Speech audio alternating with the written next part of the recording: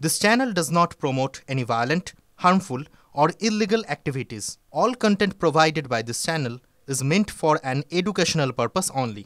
Top quality और consistent performance के लिए सिर्फ सिल्वर पंप्स नाम याद रखना। বীরভূমের মাটি থেকে ভাষা আন্দোলনের সূচনা করলেন মুখ্যমন্ত্রী মমতা বন্দ্যোপাধ্যায়। সেই বক্তৃতা দূর থেকে হুড খেলা জিপে শুনলেন অনুব্রত মণ্ডল। আজের বক্তৃতা বোলপুরের মাটি থেকে শুরু হলো। ভালো লাগলো।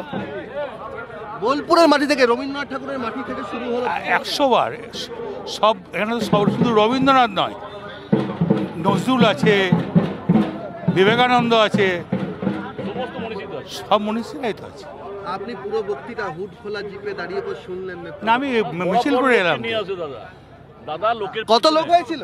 3 লক্ষ। আপনি দেখলাম বক্তৃতা শুনছিলেন।